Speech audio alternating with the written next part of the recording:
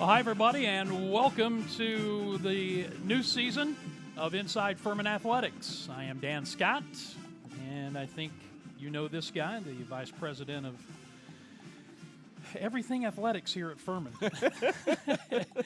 and maybe some things we don't even know about. Jason Donnelly, the AD. How are you? I'm doing great, Dan, and it's so great to be back with you here in the booth and to feel the start of the year. It was funny. I left my office about 20 minutes ago to get over here, and this is what I love about Furman. I walk out of the office, and there's Jalen Slauson working out in the alley gym with some of our basketball guys, and then you turn the hallway, and it's another coach, and I run to Clay Hendricks in the parking lot. We're catching up on football and seeing Hunter Reed out in the lobby. But we've got such exceptional people, history, tradition, just the wonderful things about this job. But So I need to take my comment back then that you and Bob Ritchie are on the same time clock. Yes. That you actually have an excuse, right? Yeah, so I feel really bad because I do my best to be on time, and it is a thing with coaches that when you run into other coaches, this happens to Coach Ritchie a lot too. Like you get stuck, and then I really think it's important to let people know when you're running behind. But I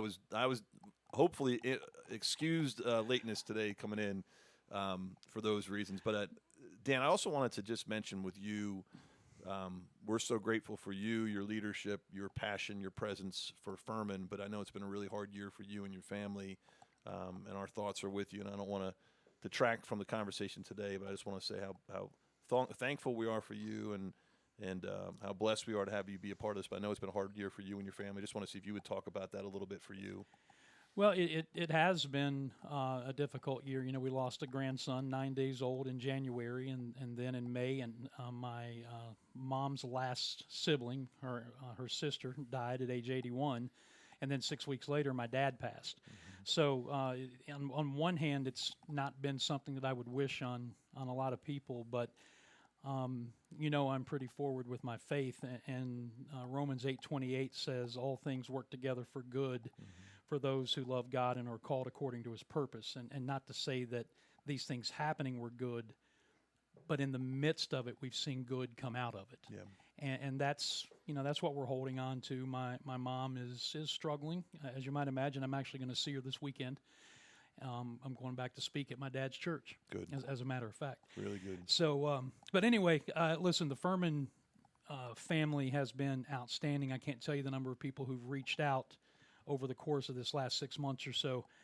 But I got to tell you, there is something therapeutic about getting back to work, you know, and all signs right now are pointing towards August 31st. Yeah, and it's you know, I just left a meeting with our fall sport coaches, and they said the same thing. There's just something so special about being out on the field and working with our students and getting back into it. And I would say one of the things you learn about people through grief has been really enjoying the time that you with your dad, particularly. You posted some wonderful messages and some great pictures and some great stories, but we're all grateful for you, and I just want to say that on behalf of the Furman community. But it's been really nice to learn about the relationship you had with your father through this process, because there's been certainly some wonderful tributes to him and a lot of similarities and love for sports and love for faith and family. So it's been special. And he would have hated all of the attention that he was getting after he passed too. So that's that sounds familiar. Yeah, well, maybe I don't know, but in any event, just so thank you for bringing it up, and to all of our Furman fans, thank you for your thoughts and prayers and comments, because they've meant a great deal to me and my family. Yeah. And I told Dan I was going to go backwards a little bit. You know, it's been a little while since we've had a chance to catch up with our community. Slide this way and back up just a little bit. I'll come over here. There we go. There we go. Yeah. But last year, another great year. We're just grateful for all the support. Just a very special season with football. Obviously, cross country, men's and women continue to dominate. Anna Morgan with a record-breaking year again, becoming the three-time Southern Conference Female Athlete of the Year was just phenomenal. To watch all these things come together. And as we look back on that class that we graduated, just an incredible class of seniors that went across that stage and had so many different accomplishments academically, athletically, and personally. And then just another great year of support from our Furman community to go over $10 million in support again, 4 straight years has just been remarkable. And we need every dime, because everything's been going to the support, the success of what we're doing, and we're grateful. But as we look ahead to this year, a lot of times people ask, what have you been doing all summer? And it's been a busy summer for our staff, particularly the administrative staff, as we've been working on the Timmons Arena renovation and all the different pieces that are coming through with that. And it's wonderful to see that come to fruition. We've also had a lot of time with football and basketball and volleyball being here on campus, and a number of foreign tours. We just saw Pierre earlier today, and women's basketball leaves for Greece on Saturday, and volleyball just got back from a wonderful experience. And again, these things are donor-funded experiences, so they wouldn't happen on behalf of the student athletes and their programs if it wasn't for the support. But we're very excited for the year ahead. High expectations all around for all of our teams, and I know there's a lot going on, and I think we'll spend a lot of time on the NCAA stuff early. So I'm happy to dive into the questions that you gave me, and anything you want to go through. Let's get at it. So you want to start with the fan questions first, or you want to start with the NCAA stuff first? So I think it's a little bit of both, because I think the fan questions were around this. But what I would want the public to know is that we've been spending a lot of time, particularly with the Southern Conference ADs, with the NCAA, focusing on the massive changes that are taking place around the NCAA. And this is a lot to digest. So, it's one of those things where we're going to continue to educate the public and continue to work through it. But one of the things that I've shared with our board, our cabinet, and our coaches is that we don't talk about it every day because it changes every day. Sometimes you'll have something that comes out, you'll think at 10 a.m. is one thing, and by 2 o'clock it's another thing. But of the things that took place, the House settlement, I think, is the biggest one. It has the most far-reaching implications for college athletics in terms of what this is. It's a $2 billion settlement, of which the NCAA is going to pay half, of which the conferences will pay the other half, if you look at it from that standpoint. And really what this is this is the price to pay to be a member of Division I. And people have asked, well, why do it or why not do it? They're back payments for a settlement about student-athletes' name, image, and likeness, effectively. And we are going to do it as a conference because we wish to continue to be members of Division I. It will have significant financial implications for every institution across the country, but it will have about a $300,000 a year negative impact on revenue over the next 10 years, which is challenging. But the positive of it, it's going to also keep Division I athletics together for the next 10 years. It may look differently, but it keeps us together in terms of what we're doing, from planning, settlement, NCAA tournament, media rights, all the different things that take place. So it's a positive. The thing that that you might not know is different is that we opt in for that. What we're not opting in for, and this is a larger piece of this, is the concept of the revenue share. The revenue share is something that you'll see at a Clemson, at an Alabama, schools of that size, South Carolina. When they have $100 million, $200 million of resources, they can then afford to take revenue and distribute it back to athletes. How they distribute that's going to be the big question. The money go to football? Does money go to basketball? Does it go to Title IX and different purposes that you go through this? That's yet to be determined. Although most athletic directors I know have a plan, that they've discussed what they're going to do. But if you can imagine, you got one level of teams with revenue in the SEC and the Big Ten and the ACC and all those different programs now, and then you've got the group of five. You got schools like JMU and App State and Georgia Southern that are in this space here, with the next level of revenue, the Big East schools for basketball, and then us. We're mid-major, mid-major is higher than Division I. That's one of the things I've also been educating to our board. Mid-major means that we are competing up, means that we are competing for success. We're competing against those Power 5, Power 4 programs. We're competing with those group of 5 programs. We're competing up in that space. But revenue share is not something that Furman will be able to do because we're tuition dependent, meaning that if we had outside resources that the revenue exceeded the expenses and we were at a place where we could share the revenue, our model would look like one thing. But because of our structure and our size, we're tuition dependent. So we will not be a revenue share program. Those are some of the things we'd want to say. We're opting in Division I. We're a part of the House settlement there, but from a revenue share standpoint, we're not. One of the big questions that's come up nationally among FCS level schools, and we've seen the attorney generals in a couple of different states that have FCS schools basically say they either already have or they're going to file suit because of this settlement. And basically what they're saying is, you guys, talking about the bigger schools, you're the ones that did this. Why are we having to participate and pay back for something that we had no party in? Yeah, and that's a very real conversation. And I think part of this is the rollout. You know, when this decision came out about the settlement, which has been negotiated for a while now, it went through the media instead of going through the conferences, or instead of going through the schools or the presidents in this case. And there was a reaction to this on two different parts. One part would be, okay, we're getting to a conclusion. You know, they're trying to have a lawsuit to try to answer all these different pieces of litigation that are out there to protect the NCAA moving forward. And President Baker was on a call with us 2 weeks ago where we had a chance to ask these questions directly of him. And part of his point is that in order to go through this process to right the wrongs of the past when it comes to litigation, we've all got to participate in this. Otherwise, we're open to further litigation as a part of that. The second part of it also is, so that's when he's talking about back payments for the past. Then he's saying, okay, we need to do these things, these adjustments moving forward to make sure that we're not vulnerable to litigation moving forward. Further cases as a part of this. And one of the biggest concepts that out there, he kind of said it later on, but it's really the truth of the matter, is it's this whole concept of student athletes as employees, and what is the amateur model, what is the college model, what is the employment model. The employment model might get to a point where schools can't sponsor sports. You know, so there's all these different things when you're looking at litigation and you're looking at lawsuits and antitrust that roll into this. So the question that you asked is about some schools are challenging this, saying we didn't get a chance to have a seat at the table. I will say to you that our presidents directly said to the NCAA, we did not have a chance to have a seat at the table. We did not have a chance to choose these terms. That was expressed, that was brought forward to the NCAA after the fact. I was actually really proud of our presidents for voicing that and for sharing their voice. If anything, some of the schools probably need to be a little more proactive in communicating on behalf of the institution. That's something I think institutions have taken a back seat during the last several years. They're starting to be a little more proactive in that space. But I will say from the NCAA's perspective, they said it pretty matter-of-factly. They're like, you don't have to support this settlement. You don't have to choose to make these payments. You're just not going to be in the NCAA Division I if you choose to do that. You're not going to be a part of this membership.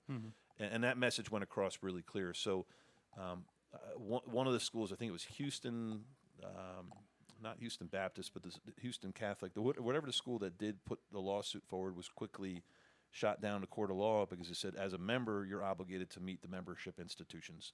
You have to do these things. Kind of like a home ownership association. Like once you're in it, and you have to fulfill these obligations. Interesting to see, you know, the state of Montana, South Dakota.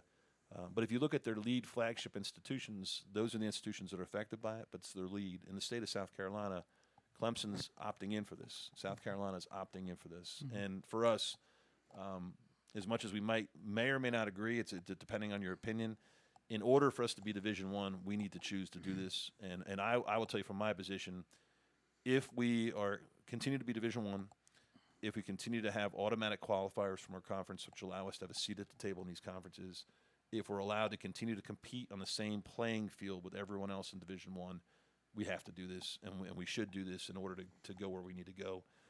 Fully acknowledging that whatever revenues we don't receive are probably being redistributed back to athletes that we've never coached or had in our programs. But it's kind of regardless. Like we don't have ability to change that decision, but we have to choose our future, and we're choosing to opt in to be a part of it.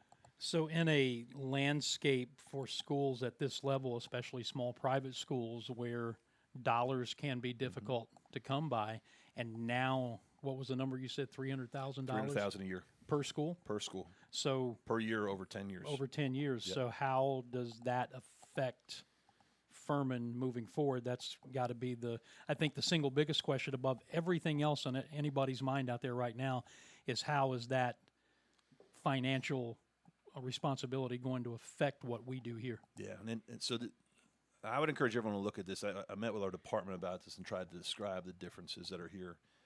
And it's really important to understand that the differences that Furman as a private school, FCS private school, has differences than even Chattanooga or ETSU as public schools. And in Western Carolina the other day said, their tuition per student athlete is $7,000. Ours is $78,000. I mean, there's just a whole different cost in terms of spectrum, in terms of what we pay for and what we do, and that's just in our own conference alone. But our biggest challenge is, believe it or not, is not the NCAA legislation. We have an obligation first. Furman has to be functioning in every possible way when it comes to academics, when it comes to enrollment, when it comes to student life, when it comes to finance, when it comes to Furman's got to be first. And what I mean by that is that everything we've got to do from a leadership standpoint is to make sure that Furman is thriving and surviving in a way that we are in that space. And Furman's greatest challenge is actually not the NCAA. It's the changes in higher education landscape in terms of how people view the value of a college education, how people pay for a college education, how many students are going to college. Furman has a lot of advantages. It's really uniquely positioned in terms of its academic prestige. It's uniquely positioned. The Greenville market, South Carolina, is helping us. Furman's academic traditions and history help us. Athletics helps us. So there's a lot of things that are positive, but the greater challenge I had explained to our department is I'm less worried about the NCAA changes than I am about changes in higher ed. We need to make sure that the trend lines going forward, that Furman has a financially sustainable model that allows us to continue to support Division I athletics at Furman. All the other things that are taking place in the NCAA are going to resolve itself as we go forward. And then we gave a presentation on this at the Board of Trustees meeting in May. It was great to hear the feedback from the board for them to say, we know who we are, we know what we're trying to accomplish, and we know what the challenges are. And what I mean by that is that we know that we're tuition dependent, we know that we're competitive, and we know that our challenge is going to be how do we continue to stay above board when it comes to budget. If you asked me all throughout last year, I said the same thing. I said 9 out of 10 things here are going great. We've got one challenge, it's budget. And with budget causes us to make hard decisions when it comes to staff, when it comes to scholarships, when it comes to operating, when it comes to marketing, when it comes to broadcast, when it comes to investment. So one of the things that we've done really well over the last 5 years is our fundraising's been through the roof. Our revenues are up in a huge way for what we do. Our corporate sponsorships are up. Our visibility is up. All the things that we can control are doing great. And what we've got to continue to do is push those things forward. What we need our conference to do is our conference needs to continue to rise in terms of where it fits into the spectrum. But the hardest thing we've got to be able to accept at a Furman is that we can't keep trying to keep up with Clemson, South Carolina, Alabama. That's going to be one model where they're going to be paying the athletes to play, and we're going to be an educational model that's going to really emphasize student-athlete experience at this model. And we're going to have to recruit to that. We're going to have to compete for that. We're going to have to understand that. So there may be times when we're in the years ahead, the next 10 years, it may be apples and oranges when you're saying, or your soccer team is playing against Clemson. Like, they're doing this and we're doing that. We're going to have to figure those things out. What will be interesting for us from our position is we can also have the ability to wait out some of these decisions that they make at that level. And the money up at that level is definitely going to football. It's definitely going to basketball, baseball, whatever they decide they're going to invest in.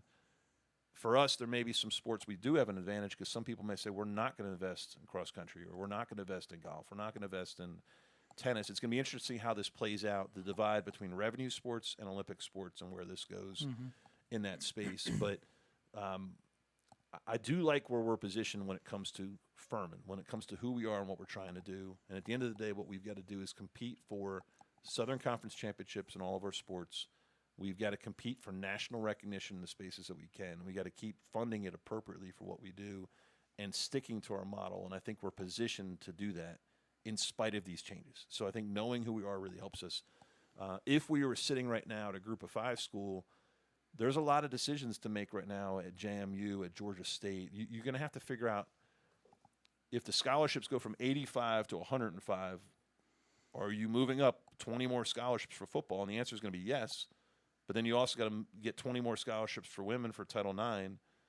And then you got to figure out where this money is coming from and who are you taking from someone or are you adding, and what is the impact on your revenue and your distributions while you're probably also losing $1 million of revenue as a part of the settlement. They're in a tougher position than we are today.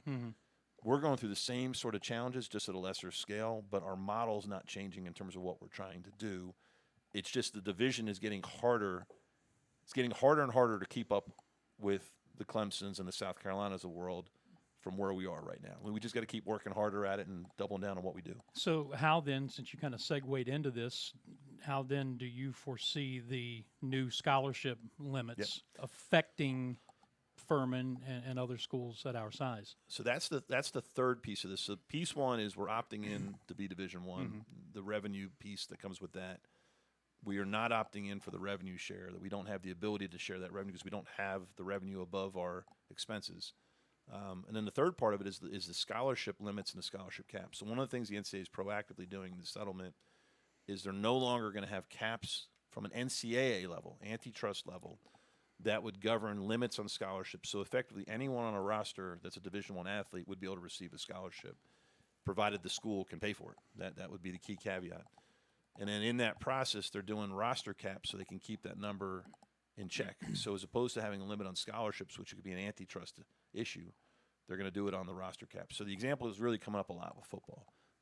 And Coach Sweeney's a great example of this at Clemson because they value walk-ons the same way that we do. They value them for culture, and they value them for competitiveness, and they've had walk-ons develop into scholarship athletes and stars. We've done the same here at Furman. We do not want to have roster caps because we want to have the opportunities for student athletes to experience Furman to be a part of our programs. We want that. Clay Hendricks carries a healthy amount of walk-ons. Bob Ritchie has walk-ons. Pierre Curtis has walk-ons. Soccer's got walk-ons. Cross-country's got walk-ons. We want students coming to Furman that wish to pay to be a part of this and go through that process, that experience.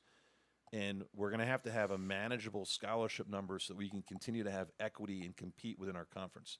That's the next big conversation that the presidents are going to have in the next few weeks, where they're going to discuss what does the model look like. It'll most likely look like the model we have right now. It'll most likely look like the programs that we have now in terms of where we are and where we compete. It's interesting with something like football. If football goes up to 105 from 85, what you're going to see is there'll be less scholarship athletes that may be out there, but there may be more football players that are out there. So there may be more football players that are available to move onto rosters.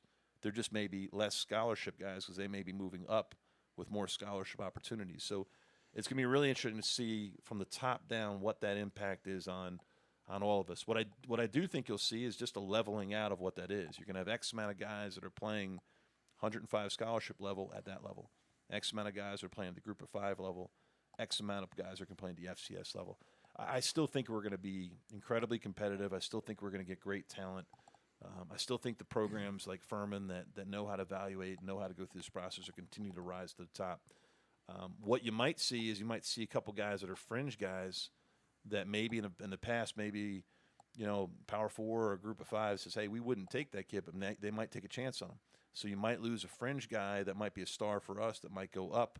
But what I think you're also going to see with the transfer portal, you're going to see guys go up, and you're going to see them come back down. You're going to have guys say, I don't really want to be one of 100 guys in scholarship. I want to be the key guy. So we have a transfer here on the football program that came from Florida State, and he was a receiver for Florida State and an academic, all-conference player. Mm-hmm. He's coming here to Furman because he wants to be a star. He's coming here because he fits into our offense, wants to have a chance to get to the NFL. He's watching how our coaching staff is developing our tight ends.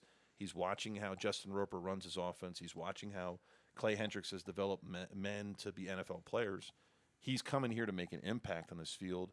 And we're seeing that the last couple of years. We're seeing athletes that fit as transfers or undergraduate that come here. So I still think we're going to be strong. Like, if these basketball programs have 15 scholarships at a higher level, they can only still play 5. So you're going to have 5 starters, 5 backups, and 5 guys that are miserable because they can't get in the game. It's football is the same thing. Like, you're still going to be putting 22 guys out on the field as starters. So if you have 100 of them, the first team guys are happy, second team guys are happy, third team guys might be happy, but fourth team guys is way down the list, in terms of where they fit in. So a lot of this, I think, is just wait and see, watch it develop. And having been a former coach, I just know that when we go through this process, coaches, we learn how to adapt and we learn how to upsell. The programs I'm more nervous about, I'm less nervous about football and basketball. This is going to be a big hit for equivalency sports like soccer. It's going to be a big hit for equivalency sports like volleyball or softball. You're running the risk of a lot more of the talent moving to a scholarship if the scholarships are available. If you're still an equivalency sport with less scholarships over here, that may become a bigger divide in soccer and volleyball, softball, sports like that. But again, it comes back to the school's got to choose to fund the scholarships, and they're not all going to have the money to do it. So it's going to be interesting to see how this all plays out. So if you're a fan of college athletics, there's a lot to watch, and there's a lot to see how it plays out. But for us, I think we're positioned, and also have to be realistic about how we're positioned in terms of where we go. There's anytime news like this comes out, there's the automatic people go from 0 to 100 on the panic meter. But one of the things I've seen that it'll be interesting to see if this does, back in the days prior to scholarship limits, I mean, Bear Bryant at Alabama was famous for signing 15 players that he had no intention of playing, but just to keep somebody else Not having them. from getting them. Yep. And there are people out there who think that that's going to start happening again. And But they didn't have the advantage of the transfer portal like athletes have now. Yeah. Well, but I'll give you another example, and it was John Calipari came out and said it when he was going to Arkansas. He's recognizing with rosters and with name, image, and likeness and all these different things you have to do. We went through the same thing at Villanova with roster management. We figured out that too many guys was a problem.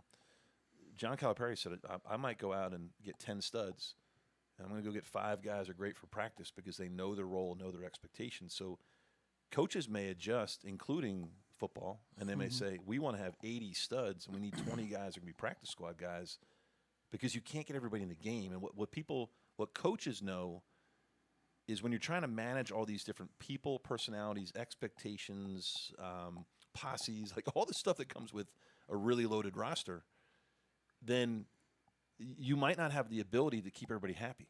So sometimes less is more. And you get to a point, I've said this to Coach Ritchie, what you really need is 8 studs. You need 8 great players. You need 9, 10, and 11 to be ready to play, available to play, developmental players. But the end of the roster, those need to be great citizens and people that impact your program. You may see the opposite take place where programs might say, we're going to go get 80 guys that we can really count on, and we're going to go get 20 guys that can really help us develop these 80 guys in the locker room, in the classroom. Right. So all this remains to be seen as a part of that. And then you might have the Bear Bryant approach where they might say, I'm going to take this guy so that guy doesn't go to another school. But these days with the transfer portal, it's so much harder to keep people happy. Here's the other thing that's going on, too. This whole roster thing's going on right now in real time. We're seeing this in other sports where people are using NIL to pay kids the scholarship cost to load the roster anyways. So, the example was used with golf. We know of a golf coach that effectively is giving out 10 scholarships because he's got 4.5 with the NCAA, and then he's paying for the other kids to be a part of the roster to get 8 or 9 studs in the roster by paying for it through NIL. So there's people out there that are trying to beat the system already because the rules allow you to beat the system. So you don't have to just scholarship kids. You can go through the process of actually having donors donate for their tuition and paying for them to be there. So I think the model is just completely different in general in terms of where it's at. But I'd be curious, what do you see happening for FCS? Like, if you're looking ahead to FCS, what do you see the future being? I honestly, I don't know. I worry about the future of college athletics overall, if I'm being honest. I hope that there's always a place for FCS. Yep. I do, because what we have seen just in the last 2 years here at Furman, as we've been on the doorstep of recapturing some of that glory again with the playoff runs the last 2 years, we've seen what it means. We've seen what it does, and what the impact can be, not just on the school but on the community. So I hope there's always a place for FCS. So this is what I think. If you look ahead to the future, I think at different levels of investment and different levels of structure, the revenue generation sports such as football, basketball, baseball, and even if you look at the Big Ten emphasis on volleyball, softball, I think some of these sports are really going to thrive in this environment. And then this comes back to, like, how much can you invest in? Like, I know it's hard sometimes for a fan base to say, well, we don't have baseball. Well, part of why we don't have baseball is we're trying to be great at football and basketball. We don't have all the resources to do all this stuff. So you got to pick and choose. You got to figure out how to go about all this to do it. And we would gladly bring baseball back, but baseball would come back at an expense potentially to football and basketball, because to be able to do all these things, you need the money to do it. We don't have all the money. What the future of this is going to be really interesting to see is what happens to the non-revenue sports and the Olympic sports, which may get squeezed in this, and maybe may become more club sports or Olympic-driven sports, that you may see revenue sports, 8 or 9 sports per program, really emphasized, and others not emphasized. For parents that are talking about getting their kids into college and having access to all these resources, what you may see is more scholarships towards the top and less towards the bottom. And that's a real concern, that there may be less opportunities for scholarships for athletes at smaller schools as this goes forward because there'll be less resources available.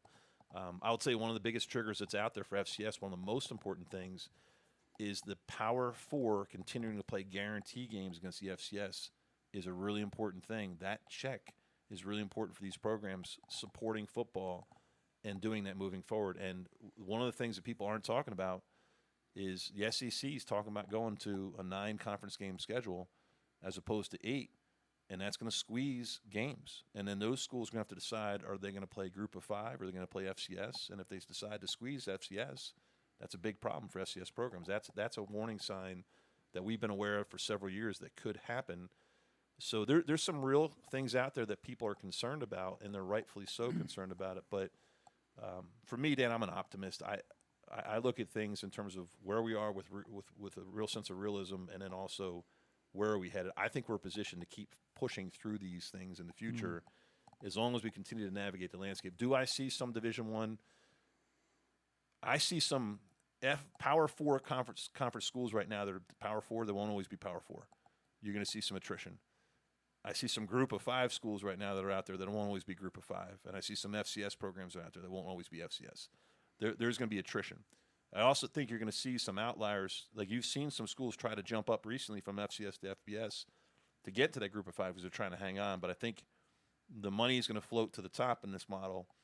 And the reality is it's going to look more like a professional sports than it is college sports. And that's what I think everyone's worried about. But I still believe in what we do. We are going to represent college sports the way it's been, the way it's supposed to be. So I think it's still out there. We got to hold on to what we believe to be pure. But these decisions are not being run by Furman, the Southern Conference. You know, these decisions are all coming down, and the president, Charlie Baker's acknowledged it. These are happening with the Big Ten, with the SEC, with the ACC, with the Big 12 about money. They're trying to figure out how does the money get divided up, and then once that's all decided, then the structurals will be decided for everybody else. But one of the things, like you know, Dan Gavitt's a friend. Like I love how he's holding on to the importance of the NCAA tournament. I love how they're holding on to, 68's the right number. That might expand. That might be the right thing for the tournament at some point. But there are purists out there. There are people that say this is the right way to go about this. This is the right way for us to run these things. So, I've been to these championships. Like when we go to the cross-country nationals, like there's a pure part to that competition when Furman is lining up on the same line as Virginia, as Duke, as NC State, as Arkansas, Oregon. Like it's still out there, right?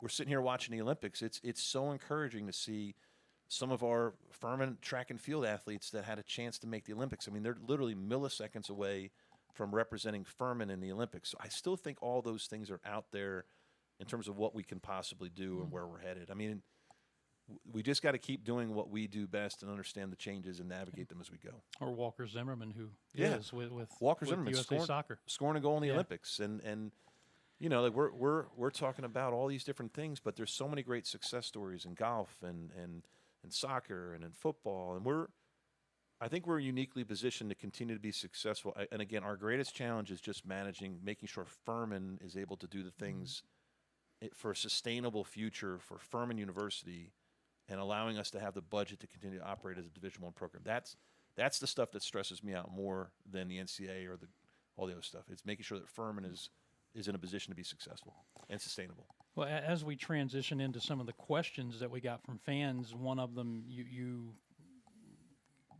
opened the door to get into, and that is why have there not been more FBS games announced in the future for Furman's football schedule? Yeah, and I think one of the things is that our staff did a great job of lining up a number of them and doing one big release and saying, here's what we're going to look like for the next several years at one point. I think that's great. We're fully scheduled through 27. Whether we announce all those games or not, that comes back to contracts, it comes back to timing and all those different things. So we know that we're scheduled 3 years out. We also know that we're in conversations with many of these different teams and have been for a while. And we know the feedback, and we also have to know contractually what we're willing to give on and what we're not willing to give on. So some of that also impacts that.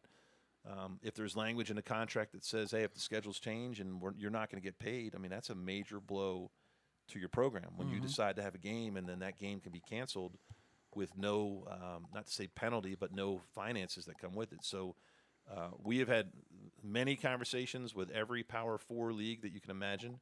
and all the typical people that you want to have, and we feel really good about where we're positioned. But we're fully scheduled through 27. As schools announce games, they'll announce the games. I've said before that me personally, I try to keep this for our coaches to do it.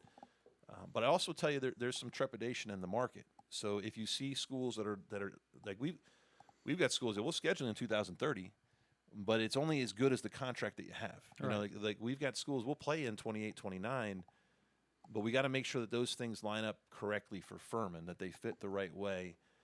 Scheduling is also an art, not a science. It's one of those things that when you're working with these FBS programs, you have to have enough of a relationship with them when they tell you the truth. Hey, we'll schedule you, but we may not ever play you. You know, that our schedule may change. You know, our dates may change. Our point of emphasis may change. And then if you've factored $500,000 into the future budget and you don't have that, all of a sudden you are major problem. Yeah, big time. And that's why we are cautious, and we're thorough in our process, and we're honest. Like, one of the things that you're going to get from us is honest answers to questions. So when we give you the honest answer about what we're doing, but the other thing too, I don't know why people worry so much about what's going to happen in 4 or 5 years. I mean, it's really far out there for us, and we're not as worried about where we are in 4 or 5 years. We got to really worry about where we are this year and next year and the year after that. There's a lot of work that still needs to be done, and I'm just telling you, there's changes coming that people can't see, that we're talking with our colleagues about, that are going to have significant impact on all of us. We got to figure those things out. But we're I'm being 3 years out on schedule and being where we need to be is where we need to be. But 5 to 8 years out is a little bit crazy. You know, that's not realistic in terms of where this all is. Some schools may be there, but it's only as valid as the piece of paper that you write the contract on. If the contract doesn't mean anything, then the game goes away. You got a problem. All right, you want to run through some more of these Yeah, questions let's now? do it. Does Furman's football success and subsequent increased exposure for Furman have any beneficial effects on football's budget? It's a yes and no answer. Yes, when it comes to fundraising and revenue. You know, we have hit record levels when it comes to attendance, when it comes to revenue for ticketing.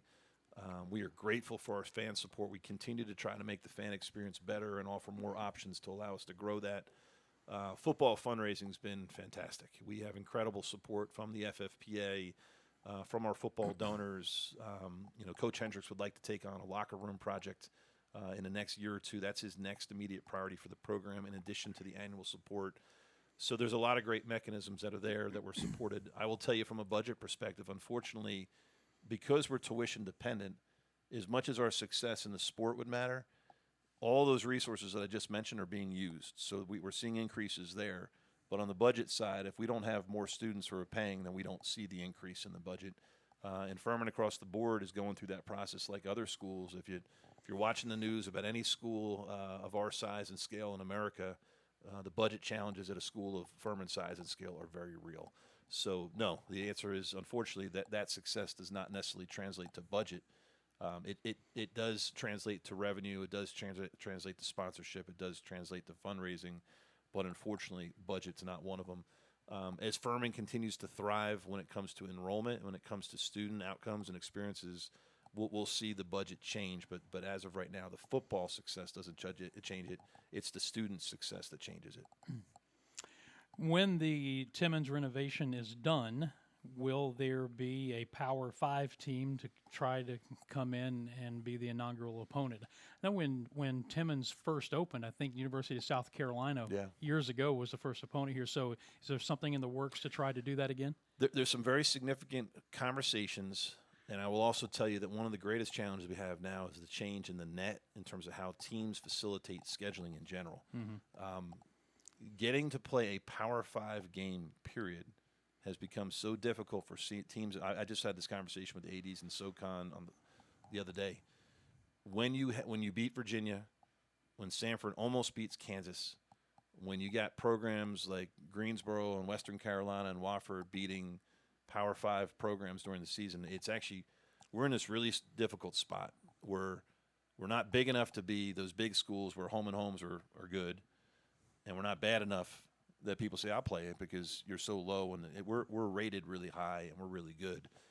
We have a challenge just getting a team to play them on their own court So getting the game here is going to be a challenge to how it goes about. Now, I'm not saying it's not going to happen, but I'm not going to put any promises out there that it will happen. And just being honest, like as much as that's a great thing to do and celebrate, those days of the big schools going to the other schools is changing. But we'll try everything we can to make that happen if we can make it happen. But I don't want to make any guarantees. But we're having conversations about it. But I will tell you, just to get Furman to be the visiting team on the away court is a bigger challenge for us than it is for us to get them to come to our court. But you never know. We'll see how that comes together, and we'll also hold some tricks up our sleeve and see what happens. Yeah, So, I've had some conversations with Bob Ritchie over the last 2 or 3 years, and he's been figuratively banging his head against the wall trying to get schedules completed because nobody is really excited about playing Furman now. Bob had a great story. He came back from recruiting in July, and he told me this like 2 weeks ago. He said, I ran into this coach, and I don't want to say who. They had a great conversation. There's a lot of different connections there. And he goes, Coach, I just got to ask you. And the coach goes, Bob, he goes, I'm not smart, but I'm not stupid. He just was like, like what it is, and I give this as a great credit to Bob. I mean, Bob's had, and Clay too. I mean, they've had such transformational success. It's just one of those things where when you're really good, like I get here from Villanova, it's very natural for me to say to them, and I did say, hey, we'd love for you to play here at Furman. And coach is great. He's like, hey, I play you guys, but the last time we played you, you beat us at Villanova. He's like, so we're not going there. It's one of those things where there is a competitive piece for these coaches where as much as they would like to do it for you, they also have to consider where they stand in the success for a program. So Bob's success is a double-edged sword. Bob has had great success beating these teams, but Bob also has to be the victim of that because they don't want to schedule him. They don't want to play him. So we have one game this year. We're very excited to go to Kansas. But part of going to Kansas is we're going to play a game in Las Vegas to get the game in Kansas. So we're doing multiple things to get these games, and they're all worth it. But you notice that it's Kansas and Duke doesn't have us going to Duke. We could take the bus to Durham as opposed to flying out to Kansas, but Duke's not playing us either because Duke knows that Bob's a great coach and we've had a great program. And Kansas is a different element. It's going to be a great experience for the fan base. Like I'm excited for you. I'm actually hoping you're not there because we would be playing a football game at the same time. Yeah, that would be. We might have a bye and they might take care of you. It just comes down to how it goes. But like, if you're Dan Scott right now, you're like, all right, I got a weekend. I may be doing a football game here at home. I may be at Kansas. Like Allen Fieldhouse, yeah. That week for you could be at Mercer, at Vegas, at Kansas football game. Like it's a wild week, but we're excited for the opportunities. But I don't want to make any guarantees about Open and Timmons. We'll do our best with what we can do, but I will tell you that this is the example I'm trying to talk about. That the gap is growing. Yeah. Like I'll give you an example. Like I call another AD who's a really good friend of mine, and he's at a Power 5 school, and he just says, JD, because I'd love to do this for you. This is playing at the Well. But we make so much money on our basketball games. This is how much money we make in our arena just by hosting a game. For me to lose that revenue by going to a neutral site or an away game, because it just makes no financial sense. And these programs are paying a premium for their coaches and their players and for their infrastructure to host home games. So it's just, we got to figure it all out. Speaking of Timmons, someone wants to know, A, can you get more frequent Timmons updates? And B, is it possible to get a construction cam inside there so people could see what's going on? So this is my favorite question. And yes, we need to do a better job of communicating this because I just was in there the other day and man, it is awesome. I did ask for a construction cam. We got this started. I gotta find out what happened and why we didn't have that. But the question was posed and we were talking about do it. But to whoever asked this question, yes, we will do a better job of getting more information to you about Timmons. I think if anything, we were celebrating it so much and going through the process. But if you just recently had a chance to do the most recent hard hat tour, the concourse is up, the suites are up. They're beginning to outline spaces and offices and different spaces. It looks phenomenal. The project manager told me earlier, because when you do this first, he goes, you're gonna see how large and how big this building is when you rip everything down. And they did a great job of ripping it down. And now they're beginning to put it in. You begin to see the shell of it come together, and it's phenomenal. But yes, I will talk with our staff about ways. We actually have a meeting today about this to communicate more to the public, to get the word out. We have had some conversations about hard hat tours and experiences for our fans, and different things we're going to be doing in the year ahead. I know those things are going to be getting rolled out as we get into the year, but we're so excited about the building and what it's going to be, and grateful for the donors. And the donors now are like, can we get in there? Can we see this? And I would encourage anyone who gets a chance to see it. But yes, we got to do some more outreach on all the different things been happening with Timmons the last several months. All right, next one. How is NIL being managed at Furman? Said they thought that it was very competitive this past basketball season. Yeah, it's been very competitive. So a couple different things. So going back to when NIL was first introduced, we very quickly jumped on this and said this is something that as an institution we will support and be permissive with. Stage 2 of this was we've had different groups for different sports come out, and particularly basketball, that have established their NIL collectives that have been effective, where they have created a structure, they've created documents, they've got all the legal things that go with it, and then they have been doing their own fundraising from those spaces to support that. So the trickle-down effect of NIL has been kind of, the big schools did it first. There was a lot of money in the market year one, and then this past year we've seen it that more schools are doing it. We've been doing it. But there's now more money than ever in that system. So now you're seeing more challenges and more people moving around because there's more money in the system. We have a very healthy NIL. I think they did all the right things last year in terms of supporting the student athletes, in terms of providing structure and all the legality to it. And then this past year was really a conversation with our president and our board about, this is where this is, what are you comfortable with, and are you okay with that moving forward? And what I'd want the public to know is that where we are for Furman is we got a couple different things. We got infrastructure needs. Like we still need to build our infrastructure for success. And what I mean by that is that the difference between us and Charleston, for example, right now is they have their arena, they've got their season ticket holders, they've got their revenue. There was an article about how much they make per game on their arena. So what that means, they have infrastructure in place, so they don't need to do that. We're still building that. The second piece of this is having an aggressive fundraising arm that can go out and raise money every year and do that. We have that. That's going well. The third piece of this is having an NIL that's supported by your donors and by your institution, understands it. And we're now in a place where our university understands, yes, some of these dollars that would otherwise go to annual or would go to infrastructure are going to go to NIL, and it's being managed that way. But we're not out there pushing an NIL program out to the public. This is more word of mouth and opportunities to be recruited into it. It would be one of those things that if you're interested in NIL, to contact the football office, the basketball office, say who would be a point of contact to talk to, and that's what you go about it. I will tell you that the resources that are coming to Furman are vital for the success of what we need, that this middle bucket that we need for annual support is still so important, and our donors know that. But I think it's been handled really well. There's different groups that go about it.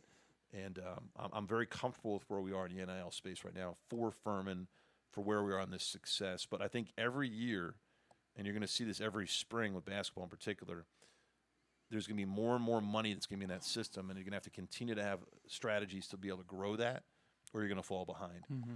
What's going to be interesting is the revenue share at the top. If the revenue is enough to say that at the top you don't need as much NIL, you might see it slow down if there's enough money just through revenue share to support football and basketball at the top. You might see it change, and then that would have a trickle-down effect to people at our level as well. But it's going well, and it's being handled outside of Furman, which is where it should be right now. All right, kicking it into overdrive. Next priority after Timmons Arena, and I know on one hand the answer to this is whoever comes up with the money to build what they want to build. That's the answer. That's the first answer. But if Jason Donnelly had his wish list, or if the coaches had their wish list, is there something that is on the table next after Timmons? Yeah, that the truest answer of it is what you just said, is that really the projects go as the donors go. What we're in a really good space in is we have a facilities master plan that we've been working on that has some triggers to it, meaning that if this happens, we do this. If this happens, we do that. We have some short-term projects. I mentioned the football locker room is a priority for Clay. It's something we'd like to get done for the program in the short term. I know the basketball practice facility is a priority for Bob as we move forward from there. I know that Clay has an interest in an outdoor structure. It's very important to him. We've had interest in a secondary weight room to facilitate some of the spaces we've had there. And then we also have a drive with our women's sports. need to turf a field for women's lacrosse. We'd love to upgrade our softball facility. There's different things that we need to do. So I would tell you there's not any one thing that is the priority, but it's everything that we want to continue to work on. But I'll also tell you that number one priority is getting Timmons right and getting that done. Seeing the growth that comes with Timmons from a revenue perspective, the money that's needed for the budget. One of the greatest priorities we have is fundraising for endowments for our sports. That's been going incredibly well. Cross-country track and field has been generously funded. Men's golf has been funded. There's a push for women's golf to be funded. We need support with men's and women's tennis. You're going to see some facility upgrades that are taking place with them right now. So I would just tell you everything's important and everything's a priority, and there's no one thing that is further ahead than the rest. But those things will be driven by donor support and really prioritized as they happen. In a good way, we have what we need right now.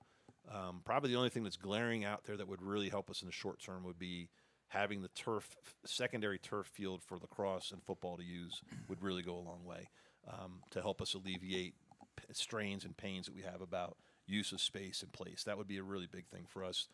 So if you gave me $1 million right now and I had a chance to use it anywhere that I want, I'd probably use it on that turf.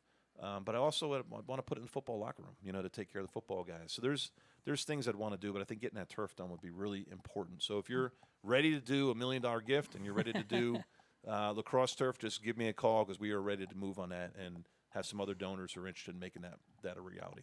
All right, there we go.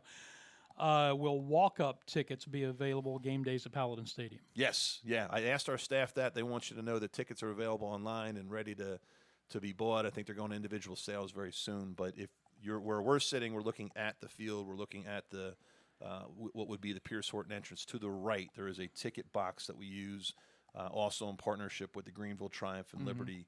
They will be selling walk-up tickets, game day tickets. But as our staff said, the best way to get your tickets is to go online and to use the services that are there. But yes, walk-up tickets will be available day of the game as well. Next question. There was a conversation about ESPN pumping money into the FCS football playoffs. Did that happen? If so, what changes were made? Yeah, there was a new contract, and it's a really good one for FCS football. The biggest change you're going to see is that if you look at the bracket, is that they're going to seed 1 through 16 and then so on and so forth and down. That 1 through 8 will continue to get the bye on the first weekend. That's where we were last year. We got the bye. And then you're going to see 9 through 16 will now be the automatic hosts for that weekend. So in the past, there was a bidding system where you could bid for the game, but it was a little bit arbitrary. And it wasn't really fair in terms of how that process was. But what you'll see is 1 through 8 will get the bye. 9 through 16 will host the first weekend.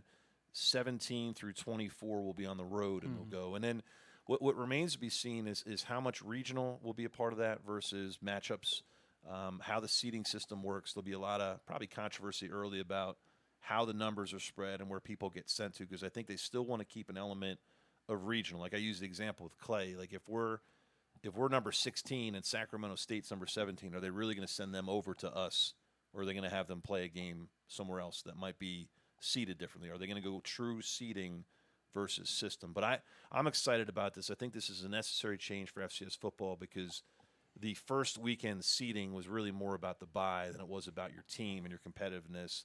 And I think what this does for us is it really starts to standardize the process of getting the right teams that are in there. Our goal is to be 1 through 8.